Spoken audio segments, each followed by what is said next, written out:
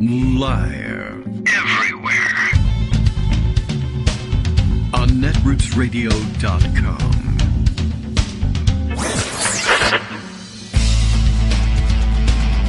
David Waldman. Kagro. In the morning. Now, here's David Waldman.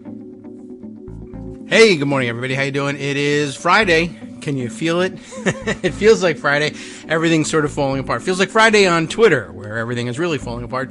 But it is Friday, December 16th, which is not necessarily a date on which you would ordinarily anticipate everything falling apart, but it's happening. December 16th, 2022. Just taking care of a few last-minute items of business before starting the show, except I'm actually taking care of them after starting the show. So you join me. You know all that. And, not quite ready for everything that we have coming down the pike. But we've got a raft of stories, at least the one I prepared, so that at least we can share some of that stuff. It's been a day on Twitter again. Apparently, the story of the last, the last 24 hours or so on the impending, I guess, Twitter collapse is another, personal freak out by Elon Musk. So that seems like fun. The best I understand it, and I don't know whether it's really worth diving into finding out more. I don't mind spending some time on it, but I don't know how much it's worth finding out about this guy and how he's wrecking Twitter. But at any rate, I guess the latest round was, of course, it began. No, I guess the beginning of this round, although it harkened back to an earlier round, was the banning of the Elon Jet guy. I think we mentioned this yesterday. It had already happened that somebody ran a bot account that tracked, based on public information, where Elon Musk's private jet was flying, and that was somehow, I could see why, it's disturbing in a way to Elon Musk, but it is public information. And as annoying as that is, that's like one of the trade-offs, I guess, of having to deal with owning your own airplane and flying around. If you want to fly anonymously, for the most part, you can kind of do, at least in real time, you can fly anonymously in real time on commercial air. There's no public information system about names of who's on the passenger manifest. That's actually pretty protected information. They can track the comings and goings of those planes, of course, but you have to know who's on what plane in order for there to be any value in that information, if you're tracking an individual. But if you have your own plane, if you're going to bypass the whole public aviation infrastructure and go with your own, then the use of the public airways and the Federal Aviation Administration's network of air traffic control, et cetera, look, you want to use that service, you're simply going to have to opt in to our demands that your private information be shared with the public in real time, which is ironic just because, this ties into another thing that I guess there were plans announced for Twitter to impose a new privacy regime about, the sharing of user information with advertiser partners, et cetera, and, all the things that you didn't want to share with outside organizations are going to be shared, and apparently at some point they're going to hand you a mandatory opt-in, which sounds like a contradiction in terms, and it is. But they were going to say, essentially, if you want to use the service, click here to agree to our new terms. And if you don't click here, the service won't work for you. Well, it's a little bit like aviation, he can just explain it to people that way. If I want to fly using the Federal Aviation Administration's safety protocols and air traffic tracking system, then I just have to opt into the information about my jet being publicly available. If I want to hide from the public, I'm going to have to fly with the public on commercial aircraft instead of flying my own jet. But that's the trade-off. If you don't like it, you can, it's not restricting your freedom. Just find another mode of transportation. Take a train. You want to have a private train car? Maybe you can arrange for that too. Drive wherever you're going. But, you want to use, there's not many options. So it's kind of like being stuck with a mandatory opt-in to use the service. for everybody else. Anyway, that wasn't really the issue. What the issue was is he decided that was a violation of his privacy in some way to share in real time where his jet was going, though it's really no violation of any privacy right that actually exists, for instance. But he didn't like it very much. He didn't like this Elon jet thing, so he kicked off the Elon jet thing, and then he kicked off the private regular person account of the person who created the bot account. And there was some controversy, and they went back and forth, and I guess he reinstated them, thought better of it, then thought better of thinking better, kicked them back off again. We all learned that yesterday. In the meantime, we learned that yesterday, of course, because intrepid reporters, that's what you say about reporters. That's the word you use. When you're discussing Tommy Lee, you say troubled rocker Tommy Lee. When you're discussing brave reporters, they are intrepid reporters. Intrepid reporters were given licensed for trepidation yesterday when they reported on the story, and Elon Musk decided that was an embarrassing story that he didn't want people talking about, at least in a medium he controlled, which I guess he does at this point. And so he has spent most of yesterday banning reporters who reported on, and I guess mentioned on Twitter that they had reported on. I don't know whether he punished you for off-Twitter activity or not. He may have. But he was banning reporters who had reported on the Elon jet story, I think. And that seemed unwise.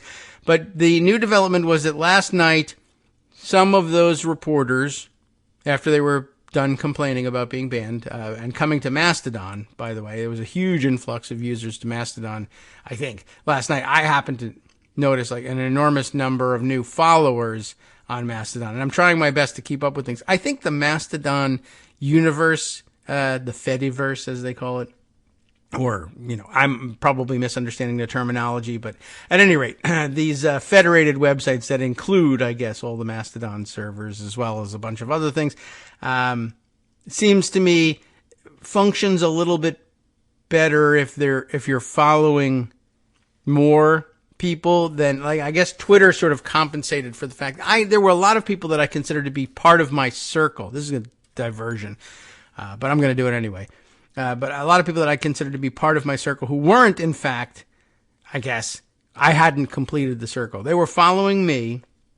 I wasn't following them, but I heard from them all the time. They either messaged me directly or they messaged other people, and other people in my circle were very close to those people, and they were in each other's circles, and they retweeted them all the time. And there were people whose comments I saw daily who eventually, over the years, I would sometimes discover I'm not actually following this person, but I hear from them daily. Sometimes I would say, I will just add them. They should be a part of my circle. Others I said, I'm hearing from them just fine, and in an amount that I like just fine. I won't add, because sometimes they'll be tweeting about the baseball game they're watching or what kind of food they're cooking, and I say, I don't care so much about that. The good stuff gets through. And, some of that was algorithm driven, I guess. The only good thing about those algorithms over on Twitter. On Mastodon and elsewhere in this vast network, it's not quite as easy to run across the daily musings, I think, of people who I used to consider to be part of the circle, and still do.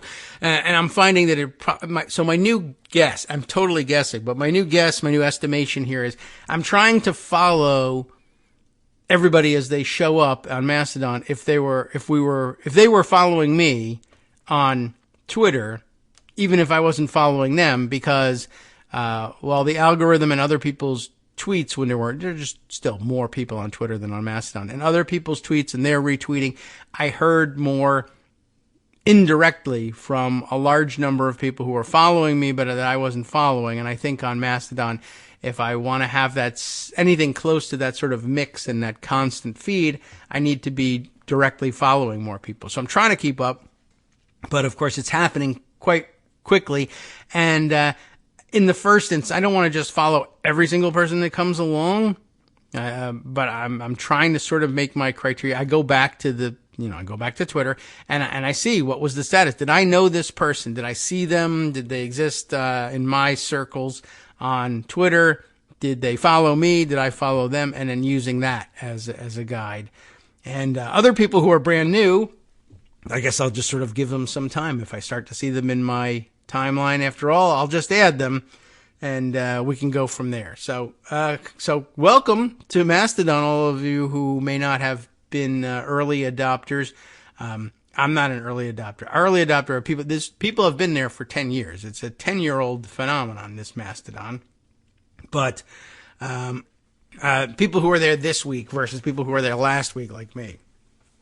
Welcome. I don't have anything to tell you. I didn't learn very much about how it works, but I'm having a good time. Anyway, other people are learning to have a good time on there now because they've been kicked off of Twitter, right? They are the intrepid journalists that we were talking about before who wrote about the fact that Elon Musk was having this fight over the Elon jet thing. I don't know why that's such a big deal, but I guess he was embarrassed by the coverage, and so he banned all the people who were giving him bad press coverage. Well, some of these intrepid journalists, having been banned from Twitter, found nonetheless that there was some sort of glitch, I guess, that allowed for Twitter Spaces to keep functioning for them. I don't know if they were able to go on and start their own Spaces discussion, but they were able to join Spaces discussions. I don't know what the particulars of the glitch were, but Spaces, it was an interesting concept. And I thought about using that. I've seen a couple of podcasts use it. Those like us who do a live stream originally, and then record that for podcast later on. You could use essentially a voice function of Twitter and open up one of these Twitter Spaces. And as people follow you on Twitter, they could join the space and listen to you talk, and they could be admitted to the room essentially to speak if if the person running the Spaces was so inclined, could allow them to. So it ended up being like a call-in radio show kind of format on Twitter Spaces, and people would hold events and do things there. I considered briefly the idea of conducting the show in parallel along, but it sort of seemed like too many things to pay attention to. Like I can't even play the music on time, so. Like the idea that I was also running a Twitter Spaces conversation and having to manage who could talk and who couldn't. And it seemed like I needed a production assistant to make that work very well. Or simply be doing the Spaces and nothing else. No other streams, no other recordings, etc. I don't know. It seemed like a big pain in the butt. And then I thought, why don't I just wait for Twitter to be bought by an evil billionaire and collapse? And then Spaces will be irrelevant. And my dream has finally come true. What happened was the banned but intrepid journalists participating in a Spaces conversation about this stupid story, found a crack and found a way in to use the Twitter services to discuss that thing which is verboten by the Heinrichs and Elon Musk on Twitter. And they were having a grand old time, and I guess Elon found out one way or another. Someone may have told him. He may have been looking for it. He may have stumbled upon it. He found this Twitter Spaces thing, and he joined it. And they said, the hell with it. Let's let Elon talk and, free speech and all that stuff. We'll let him talk and give his side of the story. And I don't know what he told them, but I guess he pled his case about how having the real-time information on his location is like doxing, and he's been calling it an assassination threat, essentially. And, for high-profile people, I guess everything's an assassination threat.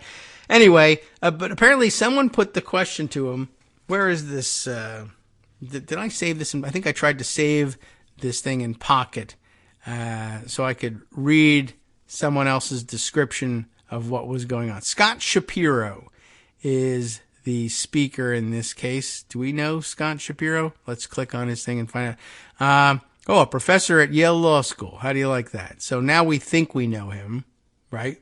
And that's really all we need to know to jump to giant conclusions.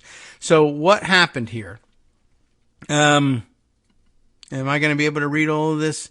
It was much clearer on my phone app, believe it or not, than it is on this desktop app. Well, the upshot of this thing is, so they're having this discussion on what do you call it, on the Spaces, and he comes in and he gives his side of the story, and then someone asks him, hey, you've been running around now, and you are banning discussion and banning people who discuss the fact that you banned this Elon Jet guy. This is embarrassing to you, and also, then you were saying, it's also dangerous to me to have my private personal information to be doxxed in this, by this, not only by this bot that tracks me, but then to have that discussed by the media is dangerous and intrusive to me, and I'm going to delete all the accounts of people who do that.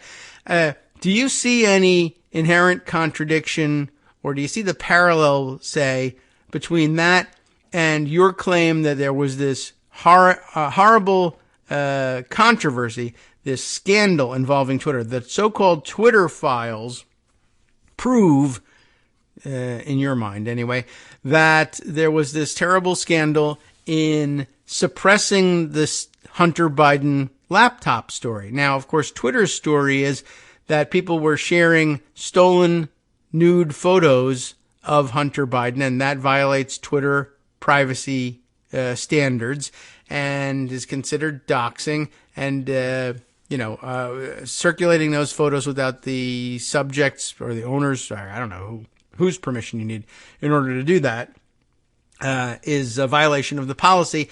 And so Twitter did suppress that discussion. I don't think they banned the people who mentioned it, but they suppressed it and blocked and deleted posts that had that information in it. Now you are essentially doing the same thing. You say it was a violation of your privacy to talk about where your jet was going, and now you're banning the people who spoke about where your jet was going, from not just the subject matter, but the speakers. Do you see any inherent problem, contradiction in this? And it was a good question. So Elon left. He didn't have an answer for it. That's all the time we have for now. And he took off and he left. But, it wasn't just, running away from the question. Apparently he left to go start re-banning all these people, and then turning off not only this Spaces event and shutting it down, but turning off the Spaces feature in Twitter entirely, removing the feature, as I understand it, in order to avoid having people that he was banning be able to sneak through this glitch, this crack in the system, and host a different Spaces. So it's entirely gone. This, major part of the function, well, it's not major, but a significant functionality of Twitter, that thing that he spent $44 billion for. And piece by piece, he has to kill it in order to avoid having people use it to talk about him doing dumb and embarrassing things. So that's where we stand. So much for the free speech thing. No one ever really believed him about that. But, I think that's pretty amazing. Anywho, the Washington Post covered the story about the bannings. This will give you a somewhat more coherent telling of that part of the story. Paul Farhi has written this up. Musk suspends journalists from Twitter, claims assassination danger. Company executives allege that more than half a dozen reporters endangered Twitter's owner by sharing his location, but a review of their tweets shows no evidence of it. Then that's pretty bad. Of course, by the way, we should be banning, I guess, Lauren Boebert for sharing the real-time information about the location of the Speaker of the House during the January 6th insurrection. But that would be ex post facto application of a thing that isn't not only not a good rule, but not really a rule at all. Don't look for Elon Musk to apply things evenly across the board. That would be it'd probably be worse, quite honestly, than if he just did what he was doing now. So Twitter suspended the accounts of more than half a dozen journalists from CNN, the New York Times, the Washington Post, and other outlets. By the way, I think one of them was Voice of America. So that's interesting too. The government speech being suppressed by a private actor. I guess we didn't really anticipate that very well. At any rate, so that all happened Thursday evening as company owner Elon Musk accused the reporters of posting, quote, basically assassination coordinates for him and his family. I guess. Although it's really not all that easy to find those planes, even if you know, the location. It's sort of real time, but not really. It's not like you can actually tell, oh, that plane flying overhead is actually the one, because by the time it flies overhead, it's gone by the time the information that it's near you is gone. But I guess you could be lying in wait for it with a Stinger missile, I suppose. Anyway, the Post says they've seen no evidence that any of those reporters actually did so that's weird. The suspensions came without warning or initial explanation from Twitter. They took place the day after Twitter changed its policy on sharing live location information and suspended an account, Elon Jet, that had been using public flight data to share the location of Musk's private plane. And it's not even all that precise. Anyway, many of the journalists suspended on Thursday, including Washington Post technology reporter Drew Harwell, had been covering that rule change, as well as Musk's claims that he and his family had been endangered by location sharing, which also is interesting. By the way, one of the things that you're supposed to have, the mandatory opt-in is, in fact, location sharing of all Twitter users with their advertisers. But somehow that's not an assassination coordinate for you, because no one cares about you. Important people can be assassinated. The rest of you can just be murdered. Don't you see? We have a different word for it, like Eskimos and snow. Anyway, Twitter did not directly respond to questions about the suspensions, but Musk suggested on Twitter, without evidence, that journalists had revealed private information about his family, known as doxing. Expelled here with just one X. How fun. Just one time with one X. The second time, it comes with two X's in a quote, though. Criticizing me all day long is totally fine, but doxing my real-time location and endangering my family is not. I don't know. The rest of the story, I don't think there's too much more that we really need to know about. I think we got it basically right. You know what? I'll forego reading the rest of the story. Sure, it's coherent thoughts, but who cares about those? There are many other things that we want to spend our time on, including, for instance, let's see. This I thought might be of some interest. Oh, well, there's a number of things. How are we doing on time here? I'm asking nobody in particular. Let's throw in a couple of short things as we approach the break. For instance, this piece from Bloomberg, just switching gears entirely. Rudy Giuliani likely committed misconduct over 2020 election. D.C. bar panel finds. Not a bunch of people at a bar, but the legal bar, like you could be disbarred kind of bar, right? Some bullet points underneath. Ethics panel attorney alleged he weaponized his law license. Panel's decision is a preliminary finding and not final. We don't even know what it is yet. Zoe Tillman has written the piece, but we have to sneak in the back door in order to read it. I feel bad about this, but hey, next time, if I get my $44 billion back, I'll pay for some subscriptions. Where were we? Yes, attorney disciplinary regulators recommended that Rudy Giuliani be disbarred. It's a recommendation that he be disbarred after a Washington, D.C. bar committee announced a preliminary finding that he likely violated at least one attorney practice rule in pressing Donald Trump's failed legal challenge to President Joe Biden's 2020 win in Pennsylvania. Other people finally being held accountable for lying to the press. So, as we mentioned yesterday in the case of Wade Byard here in Loudoun County. Wade Byard doesn't get this charge. It was Scott Ziegler, the superintendent of schools here, who got hit with the very, is an unusual charge of false publication, which is to say lying to the press and then having them publish it, I guess, is now a charge you can have leveled against you, which is news to me. I mean, I thought it's not like it's some high tribunal or something like that. I was wondering now, is Loudoun County a hospitable jurisdiction for anybody who was covering Donald Trump who thought that he may have lied to the press during comments made at his Virginia Golf Club should know that Loudoun County is apparently a friendly jurisdiction for charging people with criminal activity for having done that. False publication. I just want you to know. I don't know what the statute of limitations on it is. So give it a shot. Anyway, you can't lie, though, as a member of the bar. You can, but not in certain ways. And Rudy Giuliani did it in one of those certain ways, apparently. The decision from the hearing committee on Thursday is tentative. It's not final, and it could change as his case continues to wind through the Bar Association's disciplinary process. But it's a major initial setback for the former New York City mayor in his defense against a legal ethics complaint that carries potential discipline ranging from a warning, danger, right? That only applies to Will Robinson, though. And it ranges up there to loss of license as well, which, as I understand, he's already been disbarred in some other jurisdictions anyway. So we'll just add that to the collection, I guess. All right, so that's a quick update on what's happening there.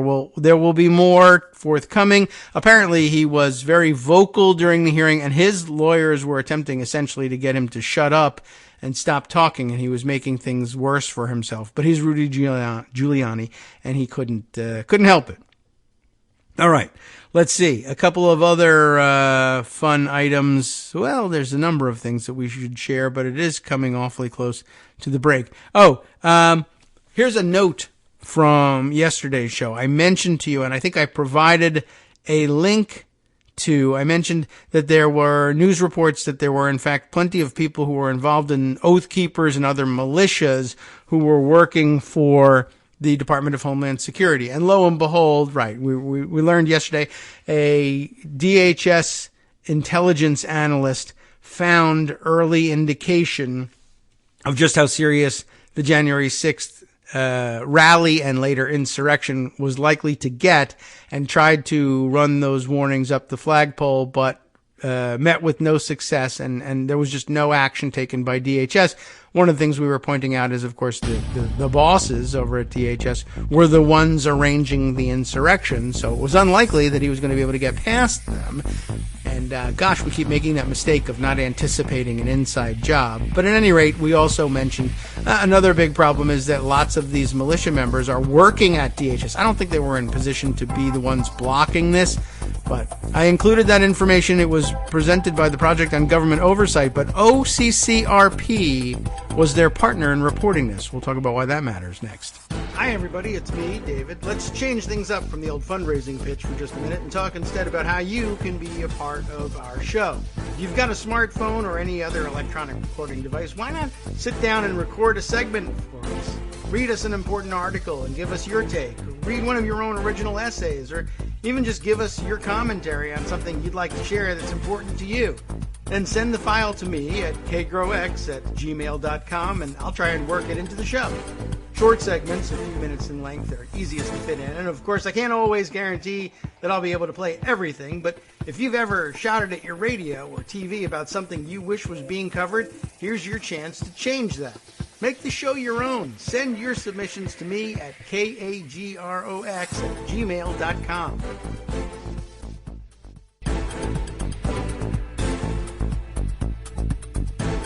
All right, welcome back now to the Kagro in the Morning Show here on Net Roots Radio. What were we saying again? Oh, yes, right. Oh, yes. So I wanted to tell you, one, that it was the case that this story about the number of Oath Keepers and other militia types working in DHS was an important story. And secondly, that it had been reported both by the Project on Government Oversight, POGO, I like that, but also by OCCRP.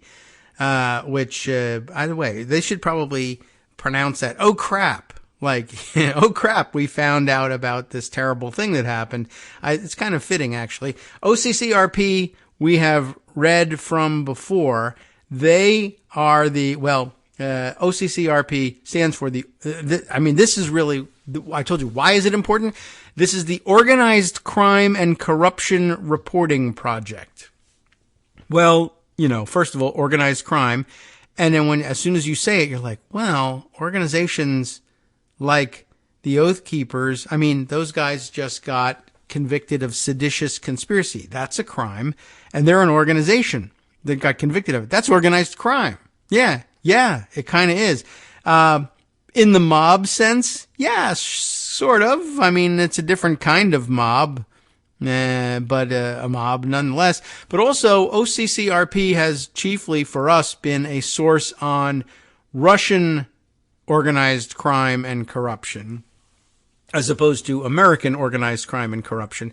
And they are of different flavors in many ways, although I suspect if we knew everything there was to know about American organized crime and the history of it, we would find lots of similarities, perhaps with the Russian regime after all. But more importantly, and it's significant that OCCRP was one of the partners in reporting this, because it is very much parallel to what you find in Russia, that this embedding of organized crime figures, we call them oligarchs now, but it is an organized crime, but Russian mobsters blurring the line between their organized crime activity and official government service. And essentially, is that not what we have here? That the people who are supposed to be in charge of Homeland Security are, in fact, one of the big risks to Homeland Security, and in fact are using their position. Well, they may not have been using their positions there, but some of the top oligarchs that we had in charge of the place were using their position to suppress information that would lead to the initial suppression and defeat of the insurrection, which is kind of one of the things that they're charged with doing there at DHS. So that's an interesting angle on it all by itself. Let's read the OCCRP approach to this, just a little bit of it anyway, just to make sure we are all on the same page on the story. Hundreds of members of extremist group Oath Keepers worked for U.S. Department of Homeland Security, leaked roster shows. More than 300 people identifying themselves as current or former employees of the U.S. Department of Homeland Security or affiliated agencies appeared on an internal roster of the Oath Keepers, a right-wing anti-government group whose leader has been convicted of sedition.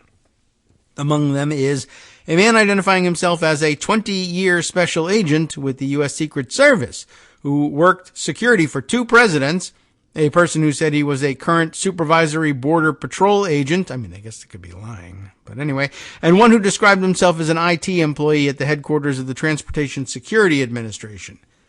The Oath Keepers roster, analyzed by OCCRP and its reporting partner, the Project on Government Oversight, that is to say, OCRAP and POGO, shows that 306 dues-paying Oath Keepers members listed themselves as affiliated with DHS, including 21 who said they were working for the agency at the time that their names were added.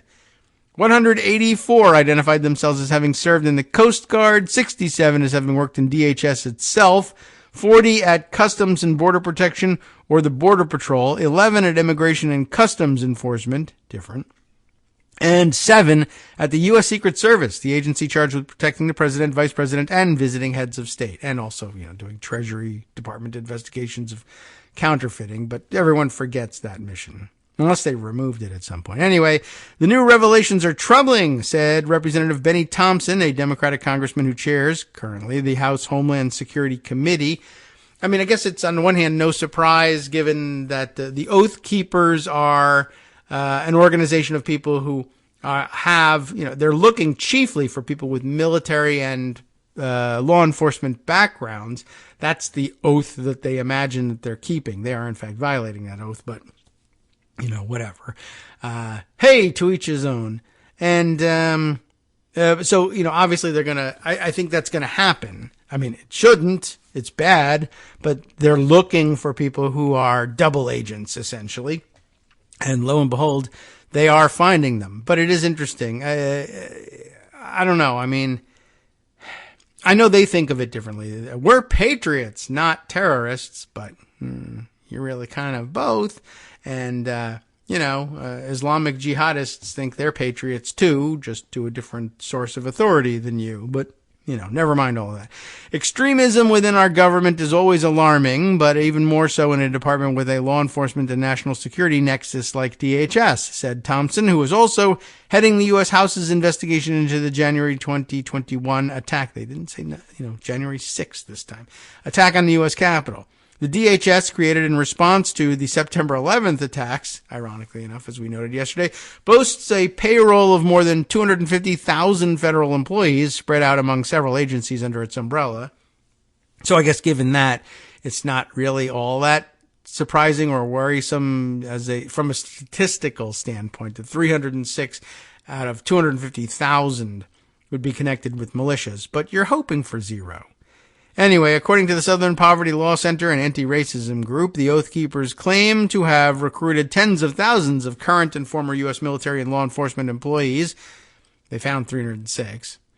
Tens of thousands are claimed, though. The Oath Keepers' top leader, Elmer Stewart Rhodes III, wrote in 2009 in a blog post that, quote, men like this on the inside, ellipsis, can and do provide information to expose what is going on, adding that we are hearing from more and more federal officers all the time. You're not hearing anything bad or particularly useful, but they are hearing from them. And you're supposed to imply from that they're exposing something important, which they're not. Rhodes and several other Oath Keepers leaders were found guilty of seditious conspiracy and other felonies in connection with the breach of the U.S. Capitol by supporters of the former President Donald Trump on January 6, 2021. A previously leaked list of Oath Keeper members was obtained and analyzed by the Anti-Defamation League, an anti-extremism organization, earlier this year.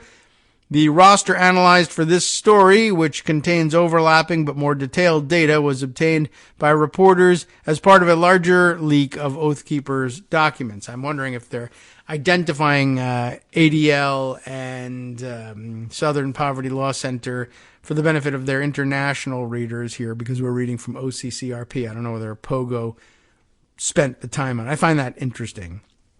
Anyway, dating from 2009 to 2015, the files were spirited away. It's a good movie. Spirited away by former members of the group's inner circle. You gotta watch out for those oath breakers, I guess. This source, who demanded anonymity because of ongoing federal investigations. Who are these people? Well, this is more specific than just people close to the situation. Well, anyway, the sources said federal law enforcement agencies had access to the same information, in addition to dozens of spreadsheets documenting at least $750,000 the organization brought in from membership dues alone. The documents include other internal information such as transaction data and comments from members describing why they had signed up. At the time many of them did so, the Oath Keepers did not yet have the association with violence that it does today. The self-styled Defenders of the Constitution gained national notoriety in 2014 and 15 when they began showing up, heavily armed, in politically and racially charged situations. First at a standoff between federal law enforcers and anti-government ranchers in Nevada, then in Ferguson, Missouri, amid protests that followed the death of an African-American teenager, Michael Brown, at the hands of a police officer. They didn't name him here, so thought we'd throw it in there. The roster does not reveal the length of any individual's involvement with the group or whether they remain members, but since it contains many applicants' military or government service details and other information, researchers from Pogo and Oh Crap were able to analyze the list and attempt to contact them. Several retired members of the Coast Guard who appeared on the roster told Oh Crap they had only been, briefly involved with Oath Keepers. One said he had paid dues just once. Another, Tom R. Kratville, we're having names here, said he had grown disillusioned with the group. I am a gun owner, and I was concerned about the Second Amendment, so I thought that what they were saying was reasonable, said Kratville, who's retired and lives in Colorado. But when they turned out to be radicals, I said, nope, I'm out of here. All right. While most people identified as former DHS employees distanced themselves from the Oath Keepers when reached, an exception was Mark Powell, 64. In Oath Keepers data, he was identified as a former Border Patrol agent, but the Mississippi native said he was actually a military veteran. He said he still strongly supports Rhodes and the Oath Keepers. I don't believe he had anything to do with that in the Capitol, said Powell. He was trying to keep everything peaceful, but he was also trying to collect information on what the government was doing during this. Reporters reached out to more than a dozen of the 21 members who had self-identified as being on active duty at the time they signed up. Only one, Border Patrol Supervisory Agent Matthew Whitaker, returned a call or email. Not the former acting Attorney General Matthew Whitaker, but a different one, I guess. I retired in 2014. Views have not changed, he wrote in an email, declining to respond to further questions. The membership roster showed he first joined in April of 2013. All right. Is this worth continuing with? We'll poke around a little bit. Let's see. The roster contains comments made by members about their motivation for joining the group. Most Border Patrol agents are Oath Keepers. We just haven't signed up yet, wrote one. That's probably true. Who declined to comment when reached by reporters. We are serious Second Amendment guys. Who love the Constitution, except for keeping it. We should suspend it in order to... I wonder how they feel, by the way, about the idea of let's terminate the Constitution and then do the thing I like. Another, who identified himself as working for DHS, wrote, I may not be military, but I cosplay like one. But I am a patriot and I love my country. I don't want my 2.5-year-old son to have to grow up in a communist country, which he doesn't, because this isn't one. But you know how these people are. Anyway, the new findings are significant because they come as the Department of Defense and the Department of Homeland Security have each set up working groups in an effort to root out extremism within their ranks. The January 6th siege on the Capitol building furthered fears about insider threats posed by federal law enforcement and military personnel belonging to extremist groups like the Oath Keepers. Given what we've learned since January 6th about the extent of extremist beliefs and membership among elected officials and other government employees, these numbers are deeply troubling, yet not surprising, said Representative Jackie Speer, chair of the Military Personnel Subcommittee of the House Armed Services Committee. We could go on, but we probably won't. I think we've covered the bulk of what we needed to know and discussed the very interesting fact that major portions of the United States federal government are now the subject of oh crap profiles. There's the organization, the Organized Crime and Corruption Reporting Project is having to turn its sights on the Department of Homeland Security and I guess Department of Defense as well. And that's very troubling all by itself. Okay. Let's see. Other things to share with you that might require a little bit longer to read through. There are many. Let's see. On a totally different subject, how about this from the Washington Post's Greg Sargent, the plumb line guy. I'll give you at least the headline in a little bit and then a comment or two on the story. The headline of this one, the untimely, infuriating death of the deal to save 2 million dreamers. And I think once you start hearing about the story, you'll start to say, well, of course, and you'll wonder why Greg Sargent finds himself surprised and infuriated by it. But I don't think surprised is the right word necessarily, but certainly infuriating. But gosh, you had to have seen this coming. For a fleeting moment this month, a deal to protect 2 million dreamers and rationalize our asylum system appeared within reach. Meh. 2 senators with a history of bipartisan compromises. Aw, that's so cute. Were earnestly haggling over details. Much of the bill text was written. The talks were endorsed by influential right-leaning opinion makers and even encouraged by the conservative Border Patrol Union. Were they, though? I mean, maybe on the surface. But now that framework that Senators Tom Tillis of North Carolina and Kyrsten Sinema, independent of Arizona, were negotiating appears dead. Democratic leaders have privately informed numerous stakeholders that it isn't going to happen in the current Congress because of Republican opposition. According to sources familiar with the discussion, at least one GOP leader has declared the same. A genuine opening, to address 2 major national problems is slipping away. There's the absurdly unjust legal limbo endured by dreamers brought here as children through no fault of their own, and there's the fiendish challenge of managing soaring numbers of desperate people seeking refuge in the United States at a time of rising international displacement. The framework would have granted a path to citizenship for 2 million dreamers while overhauling the way asylum-seeking migrants are processed. Both will now remain intractable problems for years to come. Once Republicans control the House next year, the lower chamber will surely never support solutions that are remotely reasonable or humane. What happened? Tillis and Sinema were negotiating over bill text, much of which has been written as late as Wednesday night. But Senate Minority Leader Mitch McConnell informed Sinema and Tillis that he wouldn't allow it to be attached to the year-end spending omnibus bill, effectively killing it. one of the sources tells me. Some last-minute sticking points also arose. Some of them concerned detention issues, as well as the framework's effort to retain temporary restrictions that barred most migrants from applying for asylum at all. The latter would have replicated the ban under Title 42 COVID-19 health rule, which a court has halted, creating expectations of a spike in efforts to cross the border.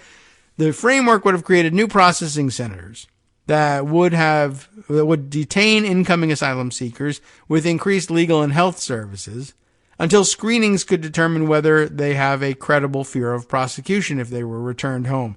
Those who passed would get a final hearing much faster than under the status quo due to major investments in legal processing. Those who failed would be expelled promptly. All this was designed to disincentivize exactly what Republicans rail about: migrants who seek asylum in hopes of disappearing into the interior and not showing up for hearings. The framework would have effectively continued the Title 42 ban on most asylum applications for at least a year until the new system was operational. But there was disagreement over whether migrants who enter the country between ports of entry should receive much more draconian treatment, such as longer detention or immediate expulsion, than under the current framework, sources say. What's more, how open-ended the Title 42 type ban should be remained unresolved.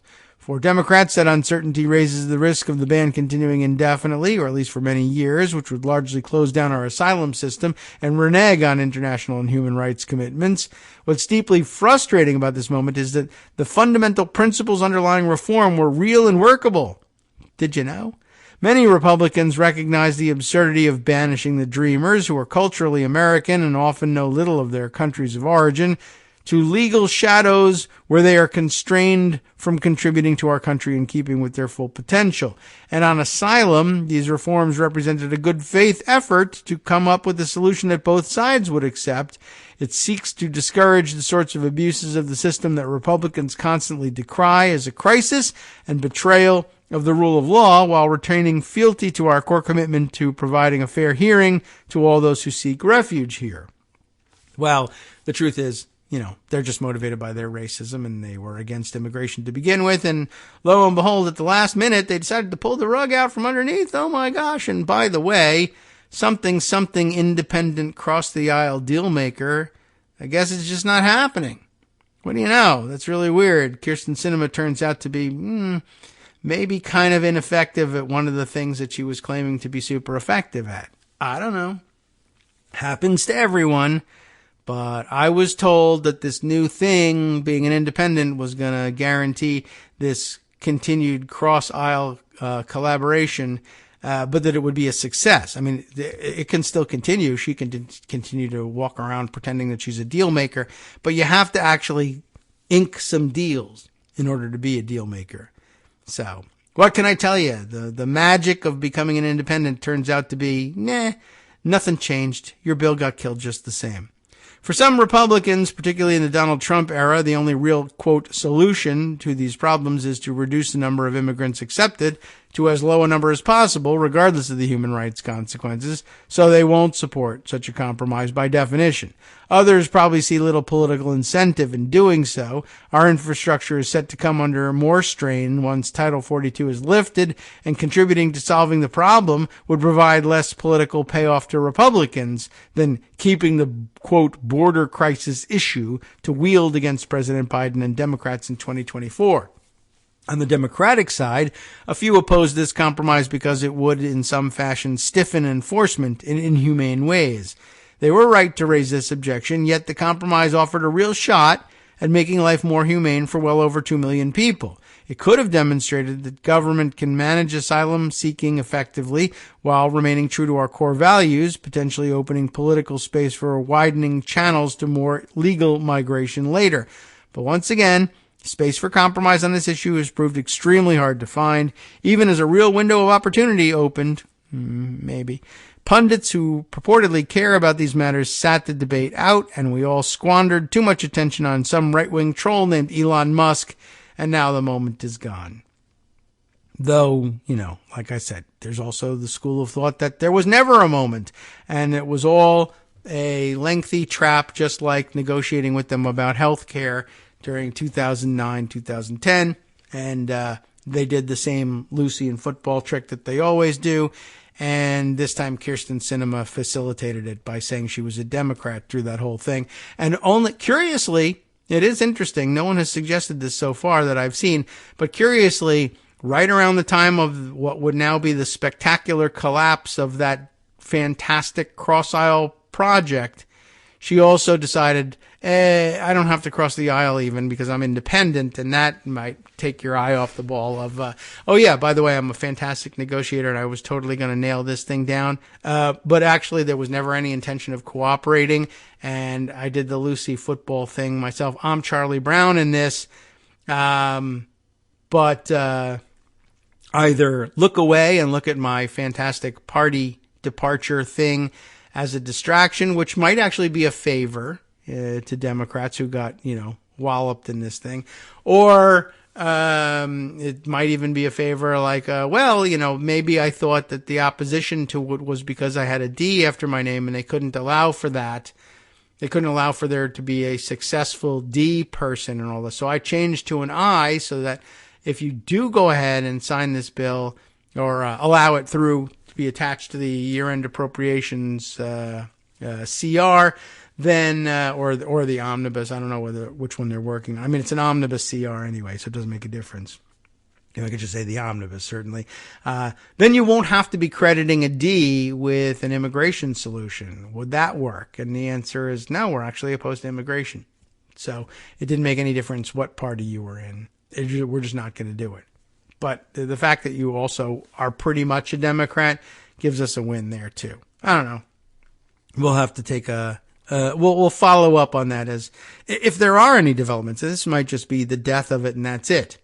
All right. Let's see. I want to jump over to, why don't we try this one, and we'll save this one for after because we might want to discuss it some more. The New York Times reporting, I saw this one circulating on, I think, Mastodon yesterday. It had an interesting point sort of buried in the story, which was that, right-wing trolls talking about the attack on Paul Pelosi have been saying, well, where's the video on this? Where's the body cam video? I bet it shows. I'm just asking questions. Does it really show what Pelosi said, or does it show that this was really a midnight rendezvous gone wrong? Huh? How come there's no video? And then anyway, apparently there was a hearing and they showed the video and it was pretty much exactly as Pelosi told it. And all the people who are just asking questions apparently have no follow-ups. Well, anyway, it's reported this way by the New York Times. Video footage of attack on Paul Pelosi shown at San Francisco hearing. David DePape, the man accused of bludgeoning the husband of Nancy Pelosi, told police that he also had Gavin Newsom and Tom Hanks on his target list. Yeah, apparently he's making people angry too, on the lunatic right. Anyway, Tim Arango is the reporter here for the New York Times. It was as quick as it was brutal, captured in just a few seconds of grainy video from a police body camera. Arriving at the home of House Speaker Nancy Pelosi, two officers find an intruder and Mr. Pelosi, well, Ms. Pelosi's husband, he's described here. That's nice. Refreshing to see it that way. Ms. Pelosi's husband, Paul, standing calmly, each with a hand on a hammer that police demand they drop. And that was, I read that aloud. I'm a little cautious, trying to be a little cautious about reading about this because, it's a report of violence and there should be a trigger warning on it. And I suppose at this point you want to tune out for a little bit if that bothers you. But I was interested in the way they described it because there were earlier reports. Well, they both had hammers. Like, how many hammers do they have lying around in here? What's going on at the Pelosi place? Are they doing renovation work? It's the same hammer. They both have hands on the hammer because one guy has, I guess, either brought or found the hammer and says, I want to harm Mr. Pelosi with it.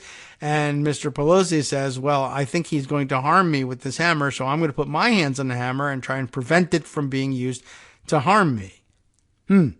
Well, there you have it. Anyway, the police show up. They're standing calmly because I guess they're probably both exhausted and not quite sure exactly what to do next. Each with a hand on a hammer that police demand they drop. Just then, the video shows the intruder takes control, wields the weapon over his head, and slams it with full force. Mr. Pelosi was face down on the ground, a pool of blood by his head, said Kyle Cagney, one of the two San Francisco police officers who were first to arrive in the early hours of October 28th during a court hearing on Wednesday. Yes, I know the rest of you want to know whether the partner is named Lacey. I'm just not sure. In these, and we're all very old. The suspect in the case, David DePape, dressed in orange jail clothes, his hair long and scraggly, sat quietly next to his attorney during the hearing. This isn't super important, but you get the picture. Prosecutors presented the fullest account to date of what they say happened during the attack and shared much of their evidence against the suspect, including the body camera footage. Mr. DePape, 42, said in a police interview hours after the attack that he had other targets, including Newsom and Tom Hanks, Hunter Biden as well, because he's not been through enough, and the feminist writer and anthropologist Gail Rubin. Wow. According to testimony on Wednesday. Prosecutors during the hearing also played an audio recording of the interview that DePape gave to police. In it, he admitted to busting into the Pelosi home. Busting. And in the upscale Pacific Heights neighborhood through a back door on a mission to capture the House Speaker, interrogate her, and break her kneecaps if she, quote, lied to him. Not just charge her with false publication, mind you. Ms. Pelosi, though, was in Washington. Instead, the authorities say Mr. DePape, armed with a hammer and carrying zip ties, found Mr. Pelosi asleep in his bed. The attack, coming 11 days before the midterm elections, rattled the nation's political class and heightened fears of politically motivated violence in a polarized country. The assailants repeated cries of "Where's Nancy? Where's Nancy?" as he confronted Mr. Pelosi, echoed the chants of some of the rioters on the January 6th attack on the U.S. Capitol. Ms. Pelosi herself had long been the subject of attacks by right-wing officials who often used dehumanizing language to describe her, and some Republicans mocked the beating of her husband soon after it happened. The purpose of Wednesday's preliminary hearing was for a judge to weigh the evidence against DePape and determine whether it was sufficient to move forward to trial. One would think that would be an easy call. And if so, on what charges? Judge Stephen Murphy of San Francisco Superior Court ruled there was enough evidence for the case to go ahead. The body camera footage showed the moment when Mr. DePape took control of the hammer and lunged at Mr. Pelosi, striking him once. Really hard, Mr. Cagney said when asked by a prosecutor to describe the force of the hammer attack. During the testimony, Mr. Cagney showed the court the hammer measuring more than a foot long that he said was used to bludgeon Mr. Pelosi. So again, it all happened pretty much as described, and all those asking questions, now they're answered. All right, welcome back now to the Kagro in the Morning Show here on Netroots Radio. I think we might even be able to skip most of the rest of the article. You know, some interesting discussion about DePape and who he is and what he's apparently mixed up in and why he was doing this.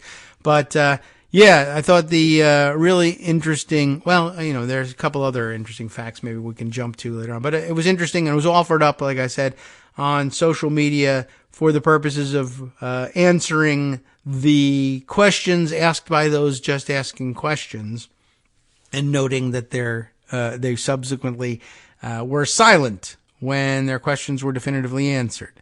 Anyway, this is interesting. They were talking about the radicalization of DePape, by the way, a Canadian citizen, as it turns out, who has been living in the United States illegally, and so Republicans will, I'm sure, latch onto that and say, see, you've been attacked by an illegal immigrant. And you know how it is with us Republicans. When something happens directly to us, we suddenly wake up to a problem. But it's not the case necessarily with Democrats who were aware of the problem before, understand the nature of it, and simply come to understand it as part of a complex tapestry surrounding all of us. But anyway, just one of the differences between the two of us. But DePape has been largely estranged from family members, it says, who in interviews described him as quiet and apolitical, and as someone who's obsessed with video games as a boy. Not going to blame it on video games, are you? In recent years, though, the many hours he spent online playing video games appear to have been his gateway to the virulent right-wing conspiracy theories that have proliferated on the internet. According to his own writings, it was the online harassment campaign known as Gamergate that introduced him to the darker corners of the internet. So, another, notch in the belt, I guess, for Gamergate.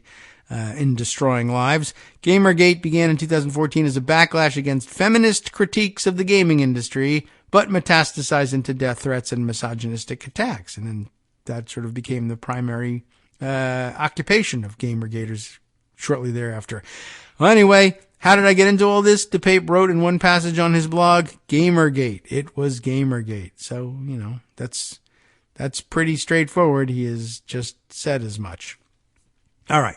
Well, anyway, like I said, it was primarily offered up for the purpose of pointing out that, yes, there were lunatic people who thought they were being really sly on the right by saying, I'm just asking questions about whether it was really an actual midnight rendezvous between DePape and Pelosi, and didn't they know one another, and why was he in his underwear, and he was found asleep in his bed, and a lot of people are asleep in their bed in their underwear.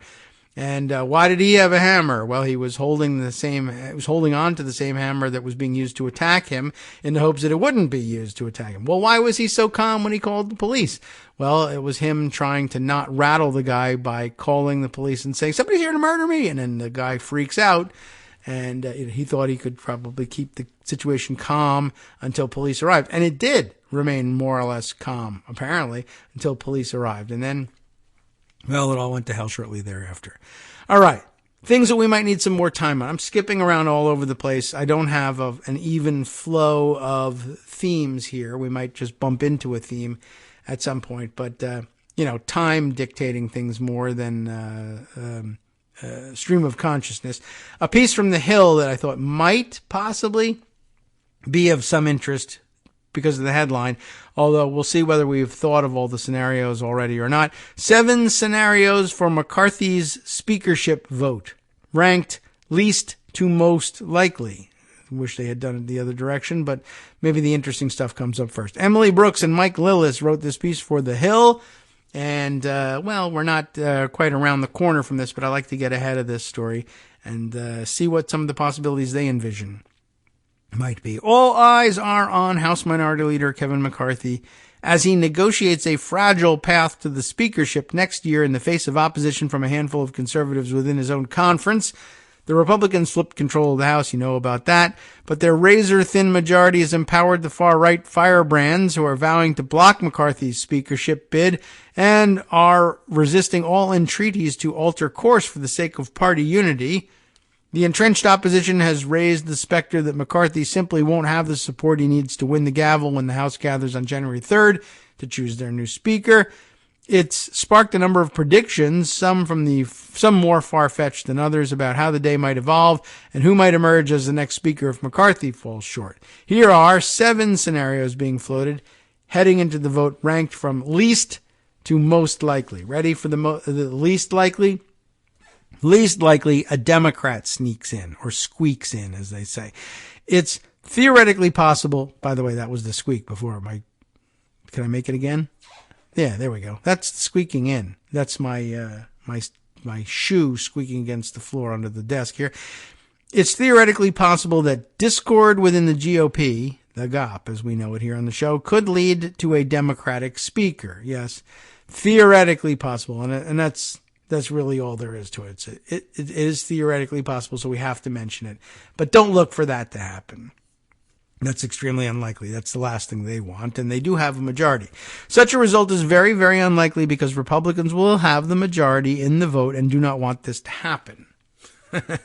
I mean, that's all there is to it. And because it happens so early, it's one of the first things that they do. There's no possibility or very little opportunity for law enforcement to finally come and haul off all the insurrectionists. I did see somebody on Mastodon the other day suggesting, you all think I'm kidding here, but it is possible, and especially with this razor-thin majority, it is possible that what ends up remaking the majority in the House is law enforcement action.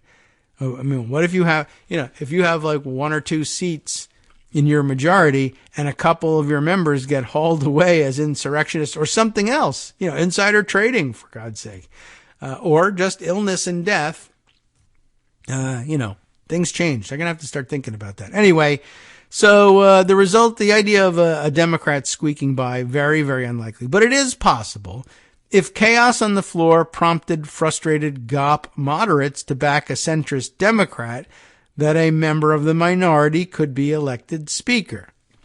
In fact, it's one of the warnings that McCarthy and his allies have sounded in recent weeks as they seek to break the logjam of opposition and win him the gavel. if we don't do this right, the Democrats can take the majority. No, that's not what it really means necessarily. But if we play games on the floor, the Democrats can end up picking who the speaker is, McCarthy said in a November Newsmax interview after he won the House GOP nomination for Speaker, 188-31 over Representative Andy Biggs of Arizona. The warning, however, is more of a threat than prospect, as Republicans would never back a Democrat for Speaker after 4 years in the minority wilderness under Speaker Nancy Pelosi. And even McCarthy has seemed to acknowledge that implausibility by shifting his argument elsewhere in the weeks since. I should point out that it doesn't necessarily mean that it doesn't mean that they win the majority. It means that there's a Democrat perhaps serving as Speaker of the House, but that doesn't change the number of Democrats in the House. Now, they could put together a bipartisan majority and agree to work together, but I don't think that that's a foregone conclusion given how they vote on Speaker. It could just be that there are moderate Republicans, if there are such things, who just say, look, for the sake of getting things started, just so that we can start voting on things and vote with our regular Republican colleagues as a working majority, and win the votes that way, we don't care who wields the gavel while we win. We just want to start winning. And it's not like the speaker can automatically and by themselves start declaring the outcomes of the vote to be different. I mean, I guess having the power of the gavel does, give you the opportunity to screw around with things, I guess. But you know how it is. Only a Republican would actually likely find the guts to do things like saying, well, the side that actually had the most votes really doesn't, and they lose, in fact, and I declare the win for the other side. And then people say, well, that's not, you can't do that, and you go through the appeals process, etc. Unlikely that a compromised Democratic speaker candidate elected to the office would do that. The seat would be vacated pretty quickly. Remember, the Republicans are holding on to their insistence on being able to vacate the chair. Of course, that would depend on them adopting a rules package that allows for that. And I guess a speaker being super aggressive could try to block that somehow, but it would be very difficult to do on television where you can see that you haven't won the vote. And in full view of everyone, you're just going to declare yourselves the winner. It's a very Republican thing to do. They're trying to do that now with the presidency, and they're going to try and do it again in 2024 with the presidency. And they still insist that they were right to try it in 2020, so you don't want to put it past them. But, it's not supposed to happen that way. All right, what's the next least likely? The House elects a speaker who is not a member of Congress. And this would be extraordinarily likely. Unlikely. I don't know why they chose to illustrate this with a picture of former HUD Secretary Ben Carson. I guess somebody is actually floating, or did at one point float that name. I see, described in the story below. It goes like this. House rules do not technically require that the speaker is a sitting elected member of the House. We all know that now, though every speaker in U.S. history has been. That leaves open the possibility of members looking for a McCarthy alternative elsewhere. And when conservative House Republicans aimed to mount a challenge to Speaker John Boehner in 2014, they tried to recruit Ben Carson, who wasn't then in government, of course. It was 2014. Obama was still president. But they tried to recruit Ben Carson, who later went on to be Secretary of Housing and Urban Development. That's an odd pick at that point, don't you think? Before he's even in government. Representative Jim Cooper, a Pelosi detractor, made a habit of voting for former Secretary of State Colin Powell. I do recall that was the case. He used to do that all the time. I don't know who was... it says they tried to recruit. And it's linked to another article in The Hill. I wonder if it says who was interested in Ben Carson as Speaker. This was back in January of 2016. And I guess it became news because then by January of 2016, he was running for president himself. And that was his first stand for public office. House Republicans reached out to GOP presidential candidate Ben Carson in 2014 about replacing John Boehner as Speaker of the House. They were looking for an alternative. Does it say who it is anywhere? I'm going to skim down here. Let's see. No, he says he turned it down because it would have gotten in the way of his presidential bid. I guess even in 2014, he had ideas about that. Not too surprising. No, let's see. No, it doesn't say who it is. So, I mean, really at this point, it's just Ben Carson saying that they, at some point, were interested in doing that. I don't know. That doesn't seem very likely. Anyway, back to the other story.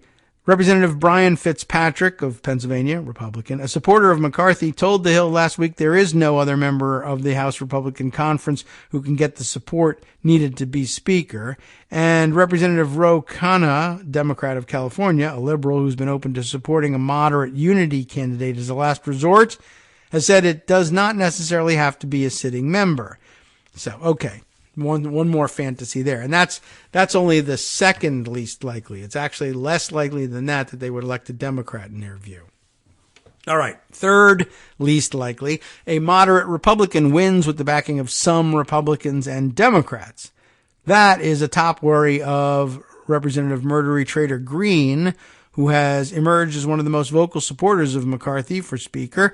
Green, who got a seat at the table from McCarthy rather than being made an outcast by the GOP conference, has repeatedly warned that moderate Republicans could flip to work with Democrats and support someone who's not as conservative as McCarthy and less accommodating.